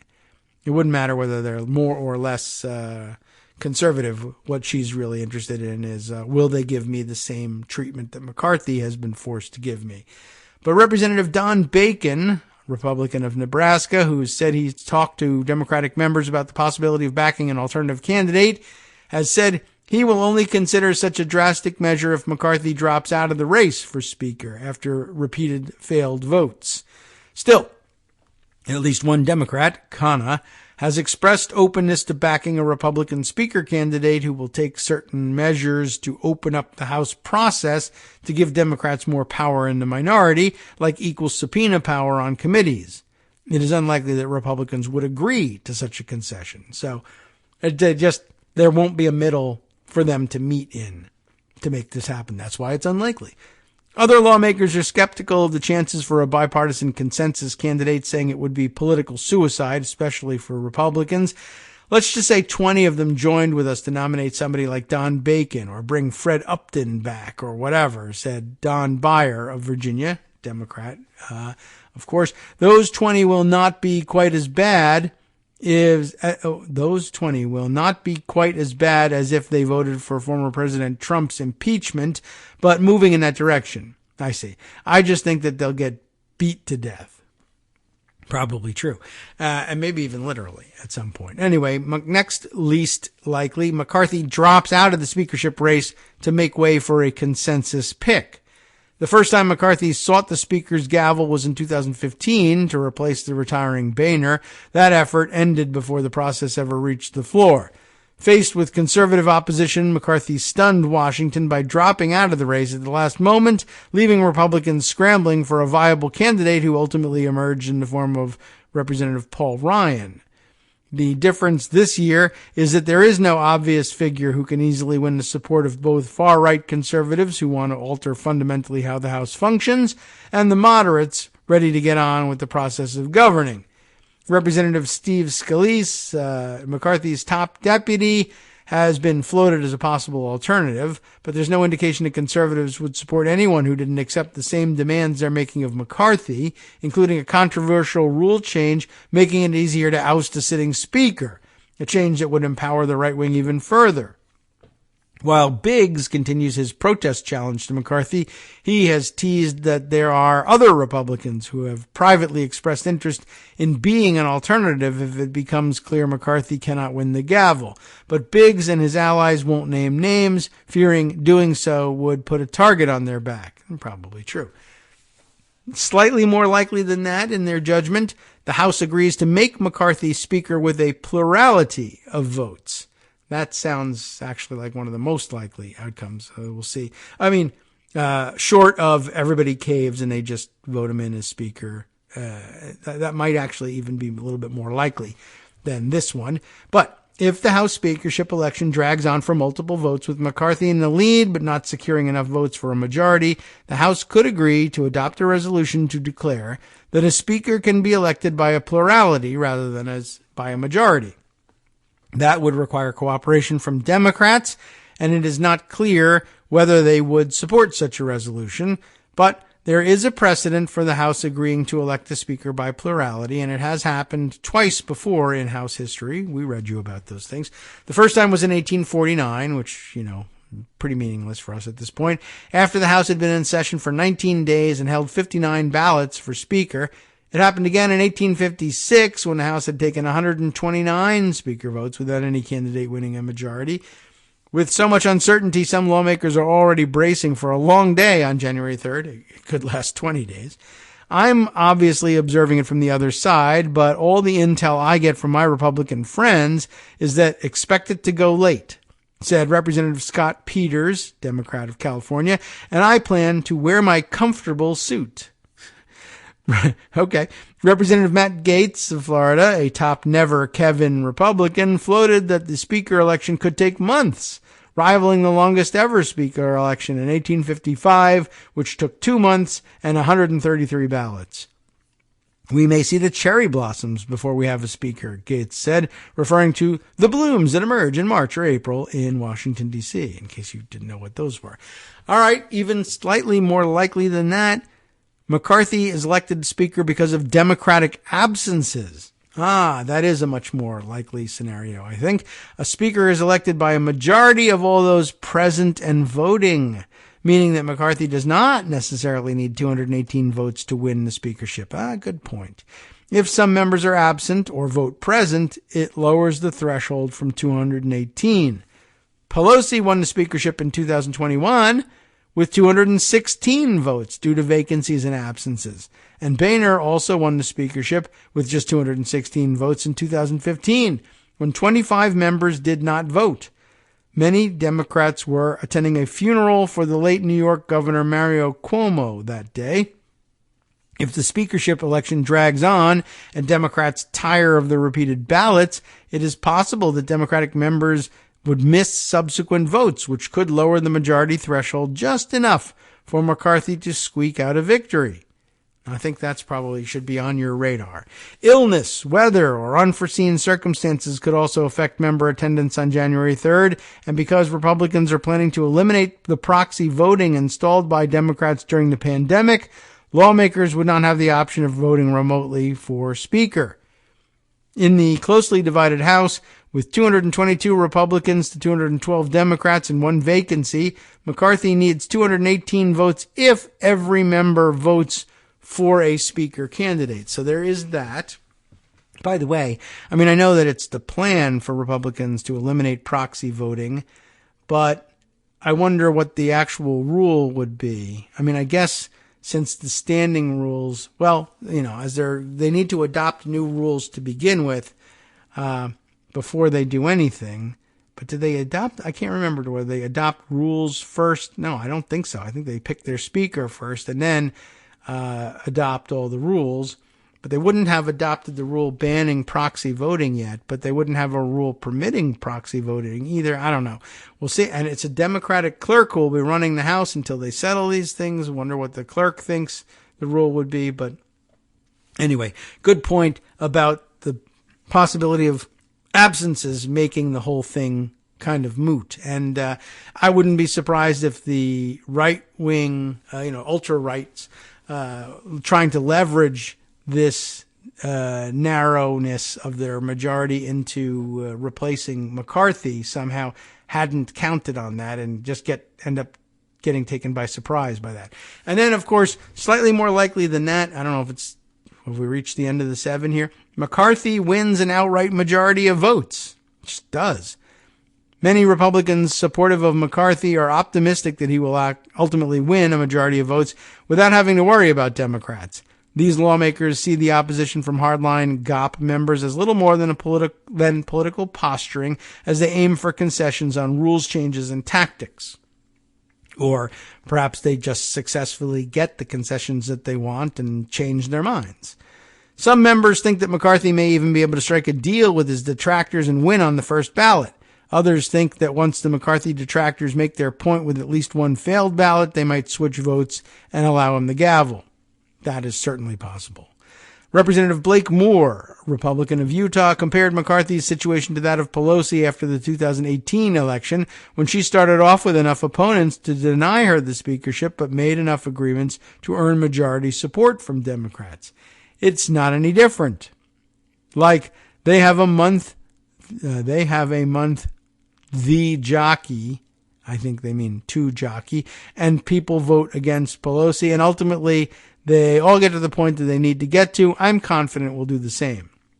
Moore said, if I'm blindsided and we're doing 700 rounds and we're here till July, you can come back to me and say you were wrong. Oh, thank you. McCarthy said on Fox News on Wednesday that he will have the votes to become Speaker either on January 3rd or before then. It could be somebody else, but whoever the somebody else is, everyone has a similar problem with conservatives, says Representative Dan Kildee, Democrat of Michigan, which makes me believe that ultimately he'll probably pull it together. So yeah, I guess that's the most likely of the bunch. I think we've covered them all now, but the one to watch is illnesses and absences, even if they can't come to any sort of situation or agreement where Republicans, ultimately having made their point with a few protest votes, switch. So, all right. Well, that's interesting. Okay. Now, how about this piece here? I think this one looks like it might be a slightly shorter read, and one that I am going to say at the outset, I disagree with the approach and premise, I guess, of the theme of the article, though I can't disagree with the facts being reported, but it's coming out of Vice, which is always a little bit dicey. But they are presenting it, I think, here, or it's being shared widely on social media by right-wing MAGA lunatic types as evidence of something, and so therefore January 6th wasn't a big deal. But I don't know whether the author means it that way because I haven't read through the article, but that's who was sharing it most widely. So that's the caution, and I want to reject that premise of it. But here's the headline. A guy who might be at fault for January 6th somehow got hired on the Capitol Riot Committee. Now, they tend to, the riot language tends to be adopted by the right, actually, in trying to distract from the insurrection label. But this has to do with what we were reading about the failure of the DHS analyst to raise the alarms, and the failure of the DHS in general to do the thing that it was formulated originally to do, to avoid having intelligence failures fail to predict and prevent catastrophic events. So, what's going on here? The subheader is, how can you objectively do a fact-finding mission with no partisanship when January 6th happened under your watch? This is the right-wing attempt to undermine the authority of the January 6th committee by asking these questions about the person who got hired. Let's get to it. Cameron Joseph, we've got a minute or two before we start to worry about the music. And this is reporting from some time ago, but now they're circulating it again because of, I guess, the accusations that the alerts didn't get adequate attention, which is really a right-wing problem and probably right-wing doing. But now they're digging up this old article from August of 2021 in an attempt to make it look like this is a pro-right-wing excuse somehow. This is very interesting. The House Select Committee investigating the January 6th Capitol riot has hired an investigator, it's been a while now, that it probably should be bringing in as a witness instead. I don't know what actually happened with this since it happened a while ago. We should look it up maybe during the break. The committee tasked with finding out how January 6th was allowed to happen, that's not really what their task was, announced last Friday that it had hired Joe Maher, M-A-H-E-R, a senior official at the Department of Homeland Security, to help run its investigation into the failures that led to the tragic day. That's an alarming conflict of interest. They say Mayer was running one of the key offices that may have contributed to that failure. Starting to get suspect already. Mayer, a career official with almost 2 decades at DHS, and it's hard to have a record of almost 2 decades at DHS because DHS is almost barely 2 decades old. Anyway, he became head of its Office of Intelligence and Analysis at the beginning of August during a rocky period for the office that is tasked with monitoring and warning about risks of domestic terrorism, which they generally on the right don't believe in anyway. Mayer's conflict of interest was brought to light on Wednesday, this is a year ago, by whistleblower attorney Mark Zaid, who represents Mayer's predecessor at DHS, Brian Murphy. We'll see if we can continue with this next. Hi, it's me, David Waldman, the same guy who was just talking to you a second ago. Our Patreon subscription drive is still going strong, with over 175 monthly donors who help keep us on the air. If we've helped keep you going during the pandemic, why not return the favor and help us keep going so we can all be together for the next disaster? Patreon.com, Patreon.com, makes it easy to make secure, recurring monthly contributions to support our show. Patreon.com/KagroX gets you straight to our donation page. Maybe you'd like to thank us for keeping you sane during the Trump era. Maybe you're looking forward to in-depth explanations of what's going on in the Biden administration. Whatever it is that keeps you listening, we need your help to keep bringing it to you. And hey, if you happen to prefer using PayPal or even the Square Cash app, we're up and running with those options too. Thanks again, everyone, for all your support. We literally could not do this without you.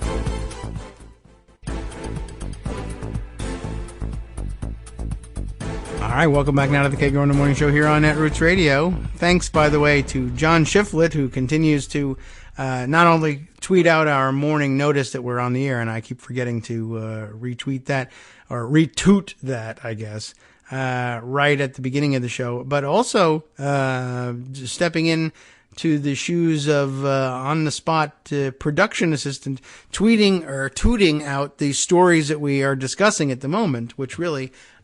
I wish I could keep an eye on this more easily and retoot that, but you should all just end. How about this? You can all follow John Shiflett.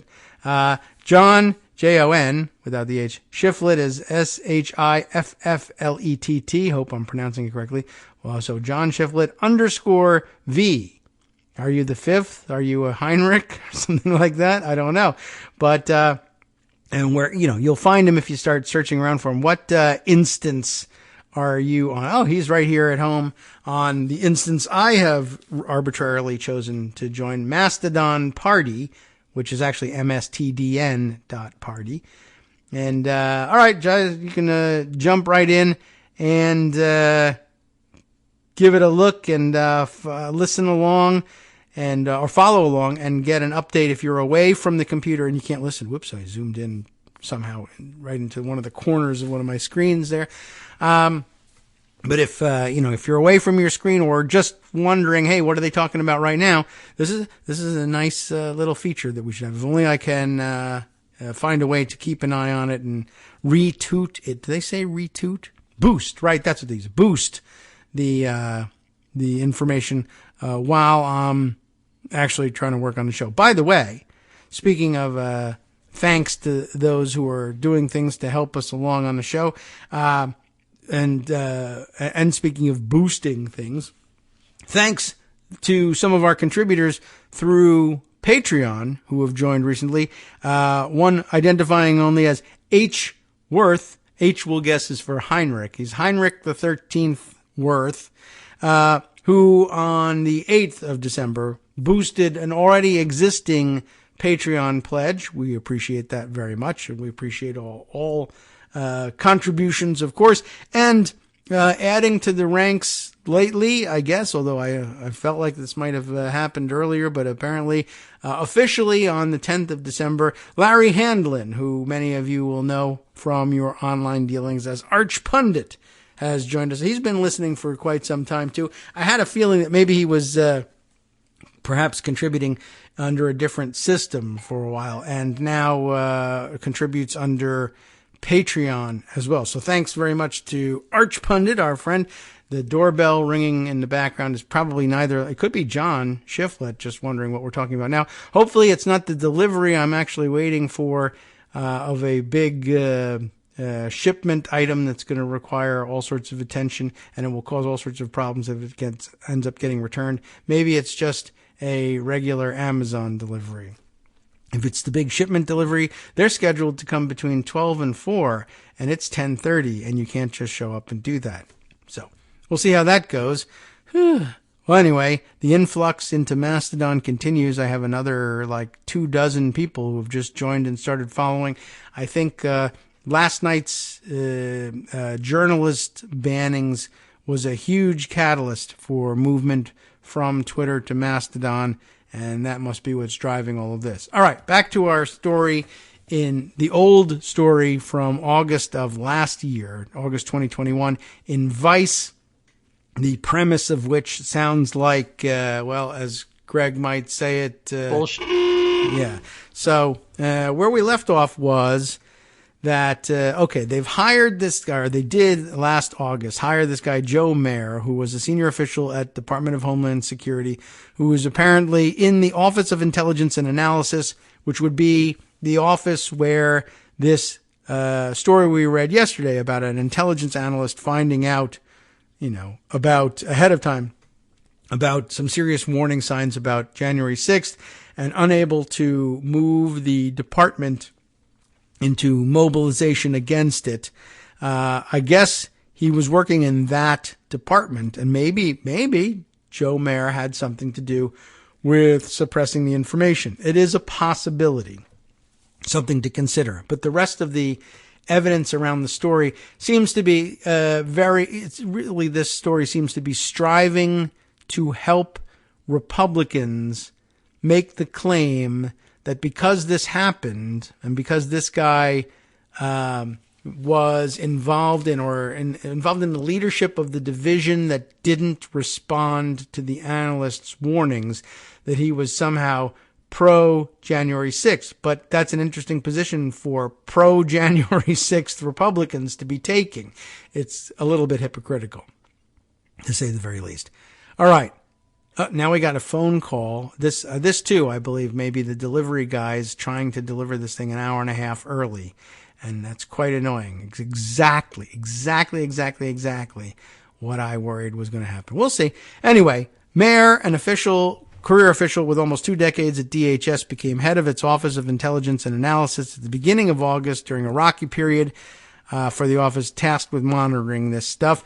Mayer's conflict of interest was brought to light on Wednesday by whistleblower attorney Mark Zaid, who represents Mayer's predecessor at DHS, Brian Murphy, who I can't imagine was any great shakes in letting the information come through either, or would have been any better. Zaid said in a letter that Mayer's whistleblower complaint accused him. Zaid said in a letter, Mayer's whistleblower complaint. Is it a complaint that Mayer made as a whistleblower, or the whistleblower complaint about Mayer? I'm not certain.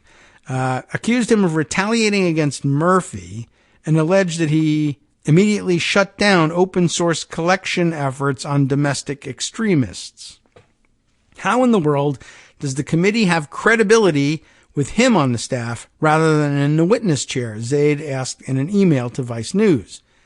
The hiring is the latest embarrassing staffing move by the committee, according to the folks here at Vice, as Mayer is the second staffer they've hired who's faced accusations of retaliating against government whistleblowers. All right. An Inspector General report found committee staff director David Buckley, a Democratic hire, retaliated against a whistleblower, and some good government groups have called for him to step down. A committee spokesman insisted that the committee was setting up guardrails to prevent conflicts of interest from Mayer or anyone else from interfering in the investigation. And by all accounts, they've done fairly well with their investigation a year afterwards. All members of the select committee staff are required to identify areas where a potential personal or organizational conflict of interest may exist, and staff leadership is taking affirmative steps to screen for such conflicts, the spokesman told Vice News. Any staff member deemed or determined to have an actual conflict or the appearance of a conflict will disclose and recuse themselves from such matters. Well, We'll see. But we should see if we can follow up and find out whatever happened to that guy. I'm just going to skip the rest of it here, but I'm going to jump down at the end. I note it says, Mayor may have done nothing wrong, but even if Mayor's intentions were and are pure, putting him in charge of investigating the Capitol riot's causes makes it damn tricky to investigate any failures he and his team made that may have contributed to it. That's certainly true. How can you objectively do the fact-finding with no partisanship when January 6th happened under your watch? That's the bottom line, said whoever it was that was leveling this accusation. The name is, is this Olivia Troy? Is that right? It says Troy. Is that who it was? Is that her name?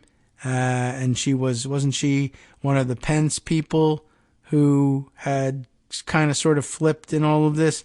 Anyway, it is an open question. I think we'll have to investigate that, and I'll have to do some work on it off the air, perhaps over the weekend.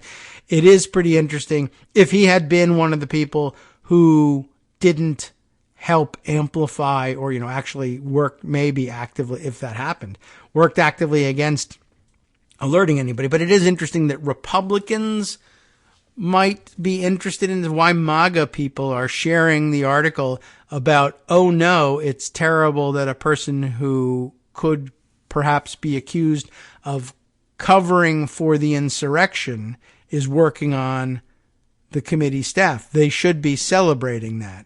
So, I don't know. Kind of an interesting angle on things and something to ponder over the weekend. Let's see. Other stuff that we can include. Let's see. What else was left here? Oh, yeah, right. Here's an interesting technocratic look at some of what was going on in Arizona. What I have here in front of me is, let's see, what's our source here? VoteBeat, or arizona.votebeat.org. They bill themselves as nonpartisan local reporting on elections and voting. Let's see what this is about. Written by one Jen Fifield, if I'm reading and pronouncing it correctly. Too big of a job. Why Maricopa County's ballot printers failed on Election Day. You remember, I found it fascinating diving into the technicalities that the Republican election deniers were hanging their hats on, or hanging collectively their hat on, that, oh my goodness, there were these problems with the printing of the ballots, and the printing of the ballots was done incorrectly, and so therefore the votes couldn't be scanned by the vote tabulating machines right there, so they got put in a box or behind door 3 or whatever it was, and then that crazy dreadlocked guy showed up at the Maricopa County Board and complained about it being a huge conspiracy. You remember all that. And it's somehow terrible that ballots that are clearly marked with the voter's intent but can't be read by the machines were read by hand later on, which is actually what you were hoping would actually happen. And so somehow that's a big problem now. It is a little bit like the Joe Mayer situation. How is that a problem? Why are you not in favor of that? Well, anyway, VoteBeat analysts find the county's heavier paper combined with higher voter turnout, and that likely pushed aging printers past their limits. You might wonder, why did this happen? And why didn't it happen with why did it happen only with some printers and some precincts, et cetera, et cetera? There have to be some answers out there. There has to be someone working on this, right? Well, now it turns out to be Jen Fifield and VoteBeat analysts working on this problem. And here's what they learned. As Maricopa County investigates what exactly caused machines to reject thousands of voter ballots on Election Day, a VoteBeat analysis of technical evidence found that local officials may have pushed the county's ballot printers past their limits. The thickness of the ballot paper that the county used. Who would have thought? The need to print on both sides of the ballot and the high volume of in-person voting are all likely to have contributed to poor print quality on ballots, according to VoteBeat's review of printer specifications, turnout data, and interviews with 8 ballot printing and election technology experts. Those, of course, being people who have done something once, as you know. It was a cascade of events, and once the first domino fell, as is so often the case, they were setting the dominoes back up while rearranging the deck chairs on the Titanic. It's going out of your way to mix as many metaphors as possible. I mean, it's only really 2, but how about that? Once the first domino fell, well, you know what happens when the first domino falls? The other dominoes fall. Yes. But imagine if they were also trying to set those dominoes back up at the time that they were falling and they were rearranging deck chairs on the Titanic. Why would they be doing that? It's really quite a disaster. Now, honestly, trying to set dominoes back up while they're falling is a problem already. I can envision the issues without bringing in the Titanic. But anyway, that is Genya Coulter, Genya. I hope we're pronouncing that correctly. Genya Coulter is the one mixing those metaphors. She is a senior election analyst and director of stakeholder relations for election technology and security nonprofit OSET Institute, O-S-E-T. I don't know what that's for, but what can I tell you? That's the name. The poor print quality caused machines to then reject thousands of ballots. I think we understood that part. Reject thousands of ballots across the county, forcing voters to instead place their ballots in a secure box to be tallied later. Two technical experts closely familiar with the county's equipment, who did not want to be named because they did not want to get ahead of the county's public statements, said that the paper thickness was a likely major factor in why the toner, the powder, laser, and LED printers used to make images on paper, did not properly adhere to both sides of the paper. The county used thicker ballot paper than the printer supports when printing both sides of the page, according to the user manual for the OKI B432DN LED printers. Shoo! Paper weight of up to 80 pounds is supported, but the county's ballots were printed on 100-pound paper. Okay, it's not quite that dramatic a point, but you can see, well, you're outside the specifications. And while it might be okay to get away with printing on one side, double-sided printing is kind of a convoluted trick that these they manage it well enough, but you got to roll the thing over a bunch of rollers to reverse the, direction of the paper and then run it over the print surface again. And when you're rolling paper up and unrolling it in the opposite direction, having heavier weight paper causes problems. You can have a lot of paper jams. It can cause, I don't know what, I guess the gears and wheels that turn the paper can catch funny, and then sometimes, even though it eventually catches again and sends the paper through, those spinning wheels put a kind of a sheen on the paper surface. And then if you're sending that paper surface out to get printed on, I could see where the spinning wheels that have put that sheen and shine on the surface of the paper make it harder for the the toner to adhere at that point. I should let them tell the story, but it's starting to take shape. To perform high quality printing, be sure to use supported paper types that satisfy requirements such as material, weight, or paper surface finishing. The manual specifies. Thank you, manual. You never read those things, do you? The printer's fusers, which melt the toner onto the paper, could have also degraded by the time Election Day arrived, said Coulter, who, along with working for OSET, has advised and trained election workers on technology problems. This is just a regular old printer problem. 1 month after the midterm elections, Maricopa County elections officials have yet to provide a full account of the problem. A detailed explanation could help address claims circulating from GOP leaders, including from Republican gubernatorial candidate Carrie Lake, that the problems were somehow intentional and aimed at disenfranchising Republican voters. Analysis by numerous media outlets has found the problem did not disproportionately impact Republican-heavy areas. In other words, these problems were equal across both Democratic and Republican areas. Maricopa County vote centers with printer problems are noted on this map that follows. There are several.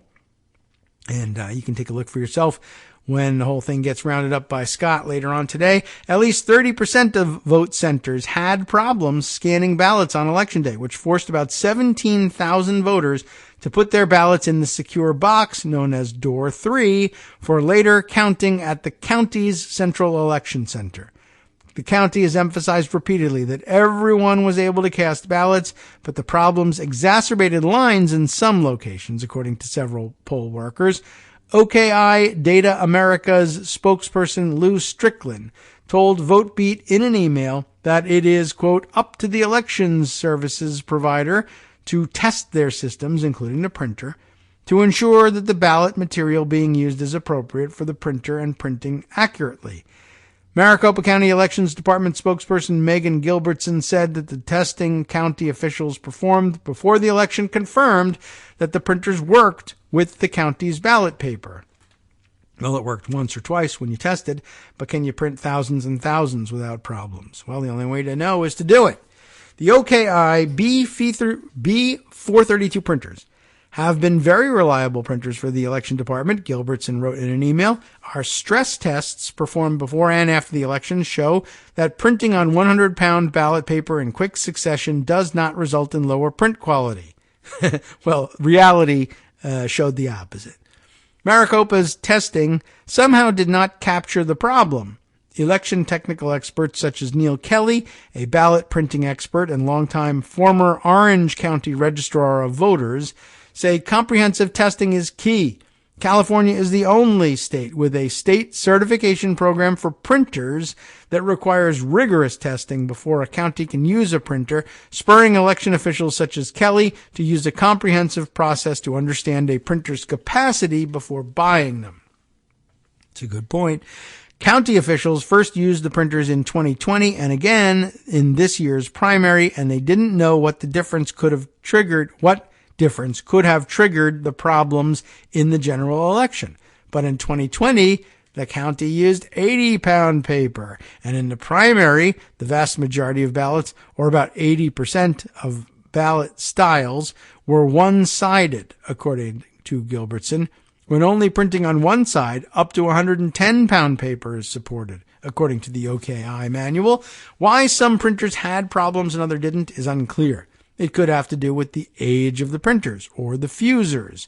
The county has only used the printers to print ballots since 2020, but was using them to print ballot envelopes during early voting before that. Of the fewer than 600 OKI printers the county currently has, 20 were purchased in 2017, and the rest were purchased in 2018, Gilbertson said. Maricopa County officials declined a request for an in-person or phone interview for this story and instead asked that VoteBeat send questions in writing, with Gilbertson citing lawsuits as the reason. Maricopa County is continuing its root cause analysis to identify why some OKI printers did not print the timing marks dark enough, Gilbertson wrote. This is being done while we have been completing the canvass, recount, and responding to public records requests and election contests. Supervisor Chairman Bill Gates, a Republican, has apologized on behalf of the county and said the problems cannot happen again, but he has also acknowledged the importance of conducting smooth elections, especially since the 2020 election brought so much scrutiny onto the county's practices. The eyes of the world are on Maricopa County, Gates said at a press conference at the county's election headquarters a few days after the election, surrounded by TV cameras and reporters from around the world. Gates did not respond to a request for comment on this story. What else have they got? COVID-19 led to the county retrofitting their printers. How about that? Cascading choices that the county officials made over several years, some of which were brought on by circumstances outside of their control, such as COVID-19 and supply chain problems, contributed to the issues in this election. As the 2020 election approached, traditional polling places such as schools and senior living facilities declined to operate as polling places for health reasons, so the county decided to make the switch to a new model of in-person voting that required fewer polling places. The vote center model, which the county tested in part in 2018, would allow voters to cast ballots from any location, eliminating the need for a polling place in each precinct. But because voters could now come from any precinct to any location, and because each precinct has different contests on the ballot, the county needed a way to print any precinct's ballot on demand. We have that for our early voting here in Loudoun County.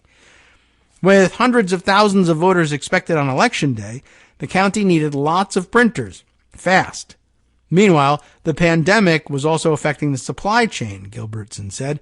To overcome these obstacles, the county found a solution to retrofit our printers that had been used to print ballots and envelopes and control slips, she said.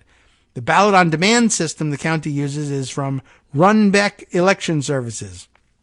And Runbeck was consulted on the retrofitting of the printers.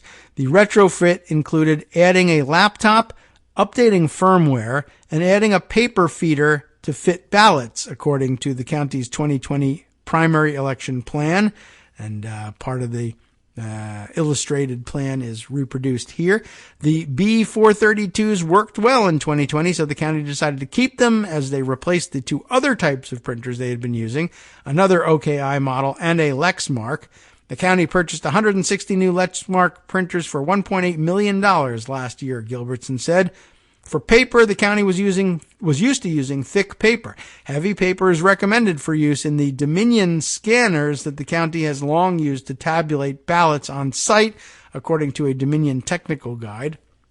In 2016 and 18, the county used 110-pound paper. The county was renting larger printers, not using the smaller B432s to print ballots at that time, according to former recorder Helen Purcell. In 2020, 100-pound paper was not available because of paper shortages. That led the county to use 80-pound paper. At the same time, the county began recommending using Sharpies to fill out ballots, adopting a recommendation from Dominion because of their fast-drying properties. That's part of what's known as Sharpie Gate, not the Sharpie Gate that Donald Trump did when he used the Sharpie to redraw the hurricane map, but a different Sharpie Gate, the Republican Sharpie Gate. Sharpies bled through the thinner paper at times, causing voters to worry that their selections would not be read properly. Bleed through doesn't matter, though, because the ovals on the back are offset. This year, county officials switched back to the 100-pound paper. The county used the same printers in the primary that it did in the general this year, except for those that were decommissioned, Gilbertson said. Two factors were different, though. The length of the ballot went from 19 to 20 inches, and only 20% of ballot styles were two-sided in the primary, while all the ballots were in the general. Blake Sacha, a poll worker in Mesa, said his location experienced problems with ballots about an hour or so into Election Day. The line started to really back up at that point, he said. A technician was on site, but they couldn't figure out what was wrong. Pretty soon, somehow, voters had figured out that if they colored in the timing marks on the ballot, the black lines along the edges that tell the machine where to look for voters' selections, then the machine would accept the ballots. You could tell that randomly some of the black squares were not completely filled in, he said. Something was incomplete about those black dots. The similar systems across the country use thinner paper. The next part says this is really in depth, and we're not even going to make it through here. The stakes are high for counties that rely on all parts of an electronic voting system to work perfectly in front of the voter's eyes from the time the voter checks in to the time the ballot is tabulated. Much can go wrong in a sensitive system. Electronic poll books with voter registration information can have connectivity problems. The power supply itself can be too weak for the printer to function properly. Humidity can alter the paper quality ahead of time. Tabulators can be programmed incorrectly, causing wide-scale ballot rejection. VoteBeat could only find 10 counties of the 50 largest in the U.S. that print and tabulate their ballots on the spot for Election Day, using research from the National Conference of State Legislatures and verified voting. That's in part because vote centers aren't legally permitted everywhere. Printing a ballot is a very precise task, from print quality to paper alignment, considering how sensitive ballot scanners are, and printers are known for their IT headaches. Jeff Ellington, CEO of Runbeck Election Services, which manufactures the system that Maricopa County and many other counties use, said Runbeck chose which printers to pair with its ballot-on-demand system only after rigorous testing. While the B432s are widely used for ballot printing along with other OKI printers, they won't be soon. OKI discontinued printer sales in the U.S. in March of 2021, according to Strickland. Although customer support and parts are still available, printer parts are typically available for 5 to 7 years after a printer is discontinued, Strickland said. We have not received any technical support inquiries regarding the Maricopa County printers. As I noted above, we continue to maintain a customer support center, etc., etc. So, if other counties use these printers, why did only Maricopa County have the problems? A good question. We'll answer it quickly and try and get out of here and get out of Justice's way. VoteBeat's review of similar systems across the country found one main difference: paper thickness. That's it. Orange County and other counties in California that are similar to Maricopa County in size and system, as well as many Florida counties, all use 70 to 80 pound paper. Most use 80, Ellington said. The paper thickness matters because of the way these printers work. The fusers inside of the printer heats up to melt toner onto the paper. The thicker the paper, the hotter that fuser has to get. If it doesn't get hot enough, that's when you see problems with the print quality. Strickland did say that a different OKI printer, the C931DN, is able to achieve higher print qualities on thicker paper stocks. The county and Runbeck's technical experts who were deployed early on Election Day quickly realized that the print quality was part of the problem because the toner wasn't properly adhering to the sheet. Some was flaking off inside the scanner, affecting that machine's ability to scan ballots. Wow. There's a lot to it, and there's even more, but this just goes to show you that pretty routine stuff can cascade in problems, and of course, because not all of that information is immediately available, and because not all of it makes immediate sense to the layman, the conspiracy theory that Republicans alone are being targeted for some sort of special vote suppression becomes the explanation instead. And it's just not true. It's amazing sometimes the minutia that can turn into these crazy problems. Radio.com. You have been listening to Kagro in the Morning with David Waldman. I know it's minutia, but we make room for that stuff here, and especially on Fridays. I found it kind of fascinating. I love the logistics that lead to these problems in reality. Anyway, time now for the West Coast Cookbook and Speakeasy with Justice Putnam next. He'll have, I think, much more generally applicable information from around the country and around the world to share with you. We'll see you next week.